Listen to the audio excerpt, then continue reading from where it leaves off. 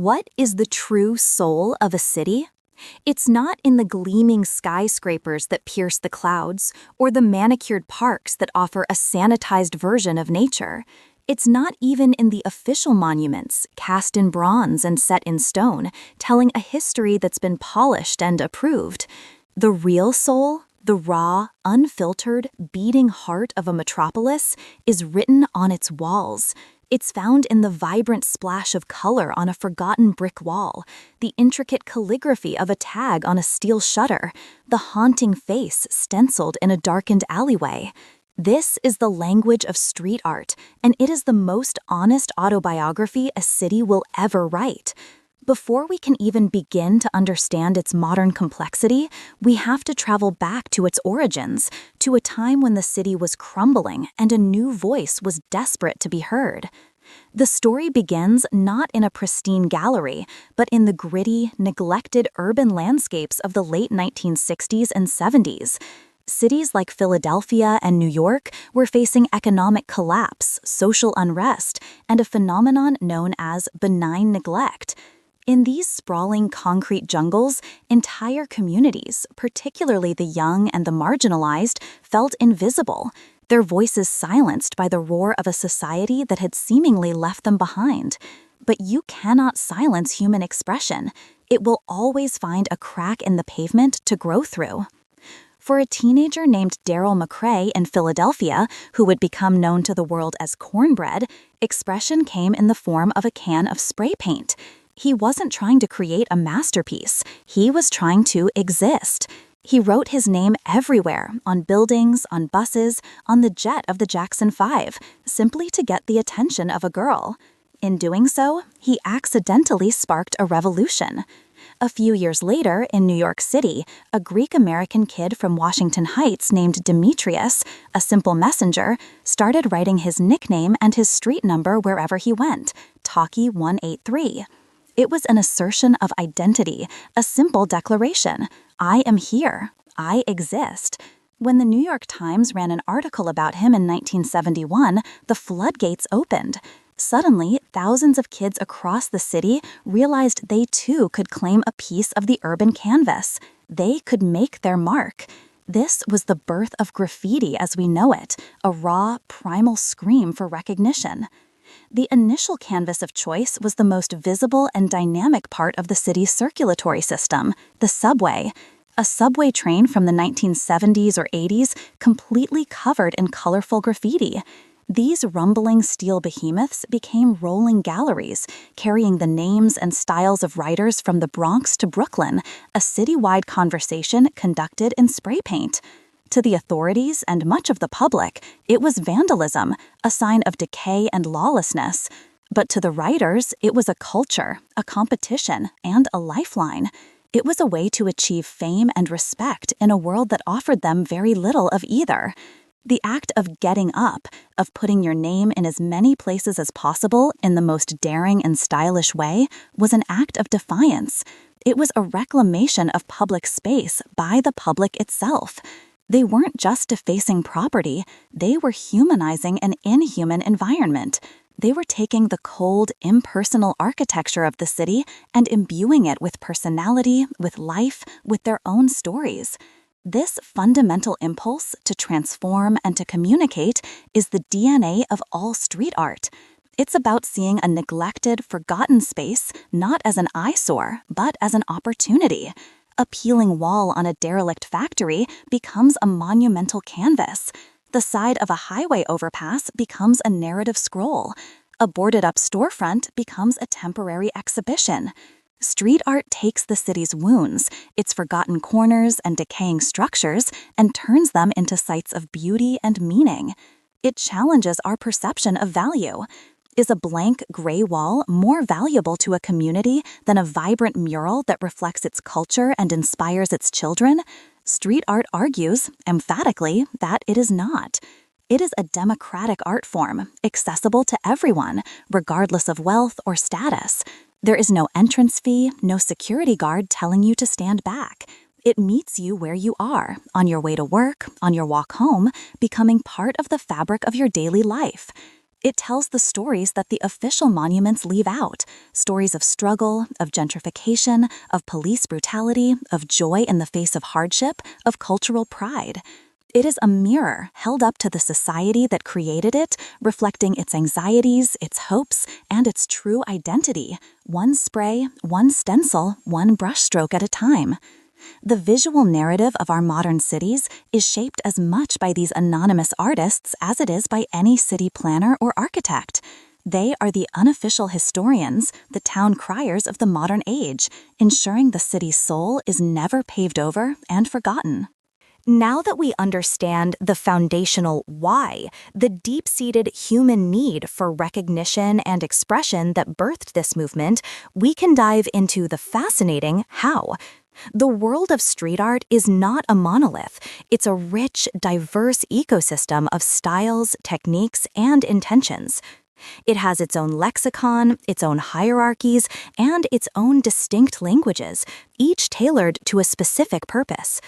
To the untrained eye, it might all look the same, but to those who know how to read the walls, every form tells a different story. It all begins with the most fundamental and often most controversial element, the tag. A tag is a writer's stylized signature. It's the purest form of the "I was here" impulse. Executed quickly, often with a single continuous line, mastering a tag is an art in itself.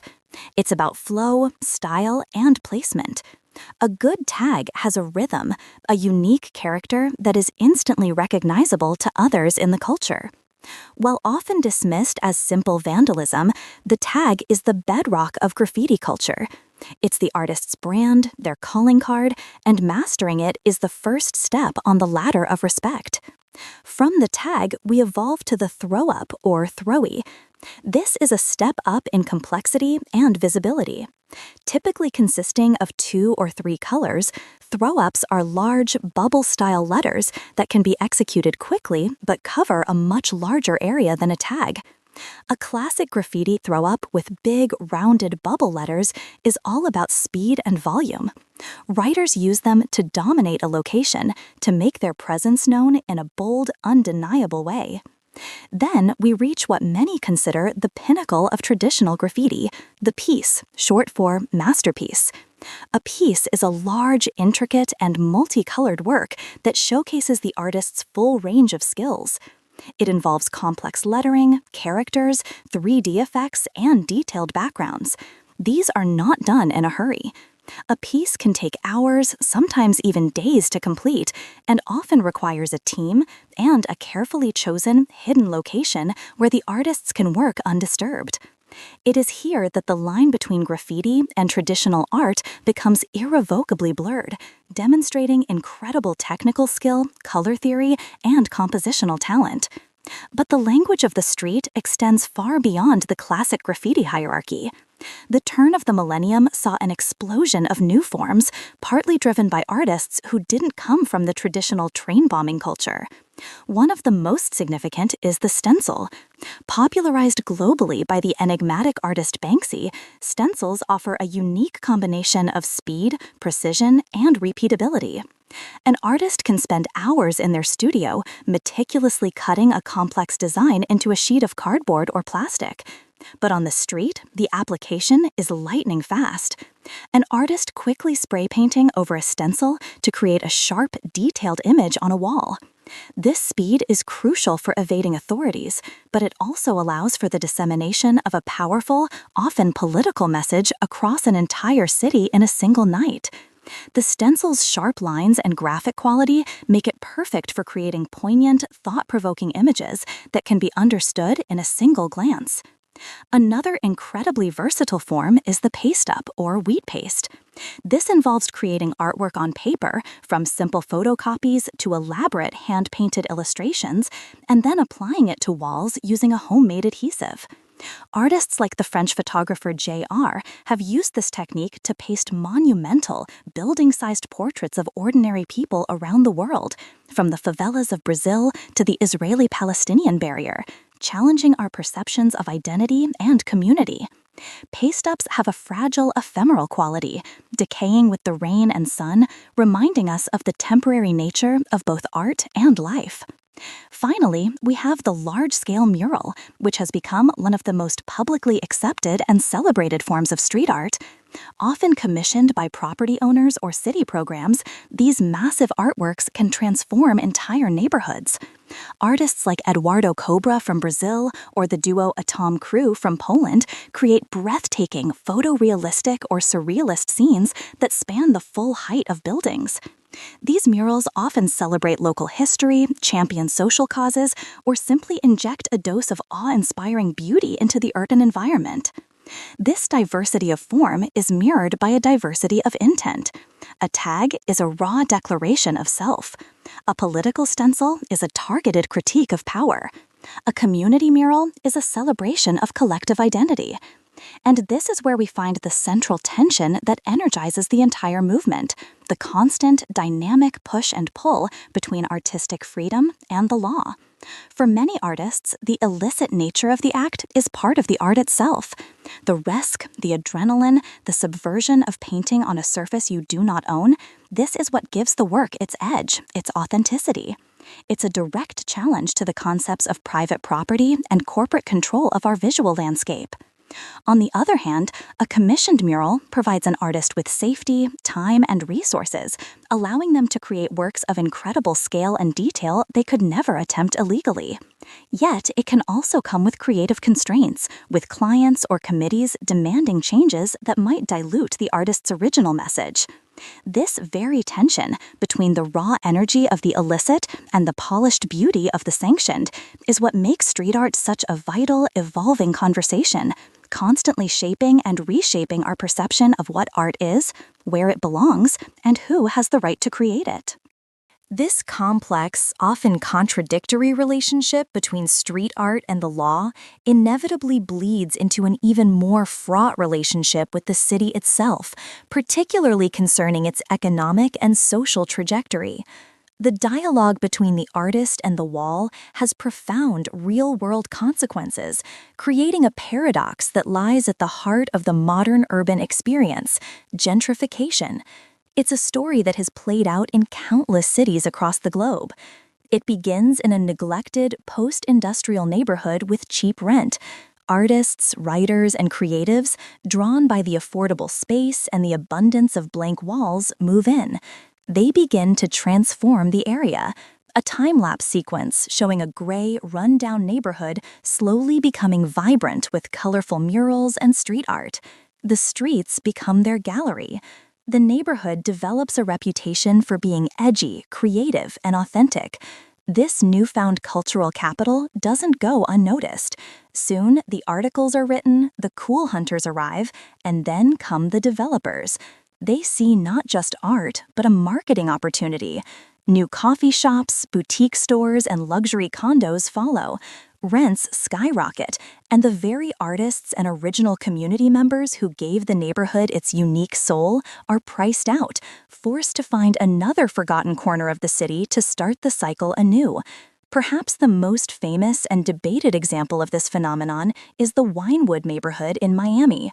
Once a desolate collection of warehouses, it was transformed into the Winewood Walls, a massive outdoor street art museum attracting world-renowned artists and millions of tourists. It is, by any measure, a stunning visual spectacle, but it is also a case study in the commercialization of street culture. The raw, spontaneous energy has been curated, contained, and monetized. The art that was once a symbol of rebellion is now the backdrop for Instagram photos and corporate events. This raises a critical question. When street art is embraced by the establishment, does it lose its power? When a global brand co-opts the gritty aesthetic of graffiti for an advertising campaign, is it a sign of the art form's success, or is it the ultimate act of defanging its rebellious spirit? There is no easy answer. For some artists, working with brands provides a sustainable career and a massive platform to share their work. For others, it represents a betrayal of the culture's anti-establishment roots. This leads us to another modern dilemma: the preservation of an art form that was, by its very nature, meant to be ephemeral. Graffiti and street art are temporary. They are painted over by other artists in a constant battle for space. They are buffed away by city cleaning crews. They fade and peel in the sun and rain. This transient quality is part of their magic. Yet today, when a Banksy appears on a wall, it's often covered with plexiglass, or, even more controversially, chiseled out of the building and sold at auction for millions of dollars. This act of preservation rips the art from its original context, the very environment it was created to comment on. A stencil of a rat on a grimy London street corner has a different meaning than that same piece of wall hanging in a pristine, white-walled gallery. The rise of social media has created a new kind of digital preservation. Platforms like Instagram have become vast global archives of street art, allowing a piece in a hidden alley in Melbourne to be seen by millions around the world. It gives artists unprecedented exposure, but it also changes the way art is consumed, prioritizing the Instagrammable moment over a sustained engagement with the work and its environment. So, what is the future for this ever-evolving art form? As cities become smarter and more surveilled, the traditional cat-and-mouse game between artists and authorities is changing. Yet human creativity remains irrepressible. Artists are already experimenting with new technologies, from augmented reality street art that exists only in the digital realm to moss graffiti that uses living organisms to create eco-friendly tags. The tools change, but the fundamental impulse remains the same: to communicate, to reclaim space, and to leave a mark. Ultimately, street art's enduring power lies in its status as a living, breathing conversation. It is a constant dialogue between the city and its citizens, between the past and the future, between rebellion and acceptance. It ensures that our cities are not static museums, but dynamic canvases that are constantly being written, erased, and rewritten. It is the raw, visual proof that a city's identity is not a fixed monument, but a fluid, chaotic, and beautiful story being told every single day on its walls.